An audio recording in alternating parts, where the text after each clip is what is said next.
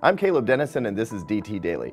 Coming up, anti-NSA protests sweep the web and the streets, Twitter upgrades Vine with a slew of new features, and an online comics publisher makes it possible, for the first time, to actually own your digital comics. While many Americans spent their July 4th grilling hot dogs and setting off fireworks, thousands of concerned citizens across the country took to the streets to protest the recently revealed mass surveillance by the National Security Agency. More than 100 cities held Restore the Fourth protests, including Washington, D.C., New York, and Los Angeles. Online, thousands of sites, including WordPress, Mozilla, and Reddit, plastered Restore the Fourth ads and flew the internet cat signal, a sign of protest created by activist group the Internet Defense League.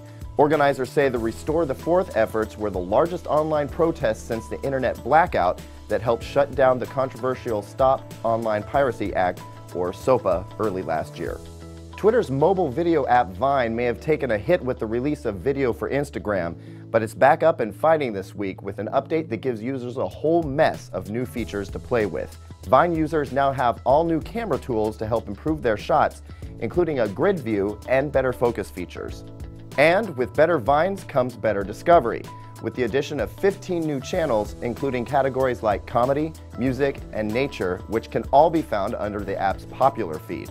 A new On the Rise feature highlights users who are grabbing the attention of other users. And finally, a new Revine functionality makes it easy to share Vine videos shot by your friends and the people you follow. But if sharing more isn't your thing, you're in luck. Vine has finally enabled protected posts, which makes it possible to limit who can see your Vines to only the people you've previously approved.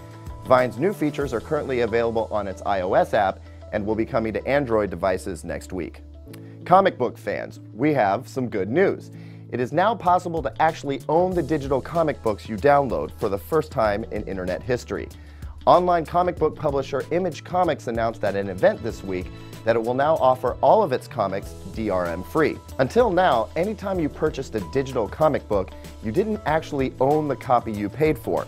Instead, you were merely paying for a license to the comic, which tightly restricted the number of devices you could use to read the work, thanks to the inclusion of DRM software in the file.